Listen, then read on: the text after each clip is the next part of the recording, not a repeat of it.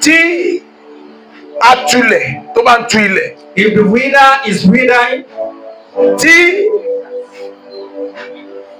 akọ ilẹ̀ bá ń kọ ilẹ̀. and the plower is plowing, tí ọ̀gbìn bá ń gbìn. and the planter is planting, ìrì àti òjò it's by the dew and rain ló máa mú kí irúgbìn ó mú èso jáde. that will make the plants to germinate. bí Olúwa ti ń bẹ tí ẹ̀mí ẹ̀ wà. As the Lord liveth and the Spirit bó o liveth. ṣe ń jáde lọ lọ́sẹ̀ yìí. As we are going out in the journey of this ìrì year, àti òjò láti ọ̀run wá. dew and rain from tí heaven ó máa mú kí ayé rẹ̀ ó mú èso rere jáde. that will make your life to bring lórúkọ forth Jésù kó rọ̀ sórí rẹ̀. Amen.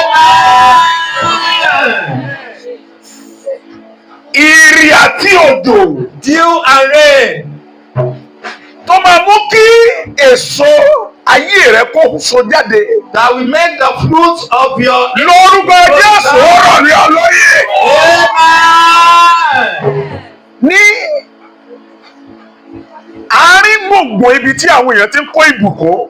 Among the places in which people are gathering blessings, agbára àti àṣẹ Ọlọ́run. the power and authority of lórúkọ God. Jésù kó gba ìbùkún fún ọ. Bring God blessing unto you.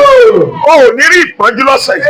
You will not be o ò tormented. ní rí ìdààmú lọ́sẹ̀ yìí. You will not be faced with o ò ní trouble. rí wàhálà lọ́sẹ̀ You yìí. will not be faced with calamity. nítorí tiẹ̀ lórúkọ Jésù a ò ní rí àsárépè yìí. ẹ lọ rí àánú gbà. Amen. Jésù Olúwa wà. Amen.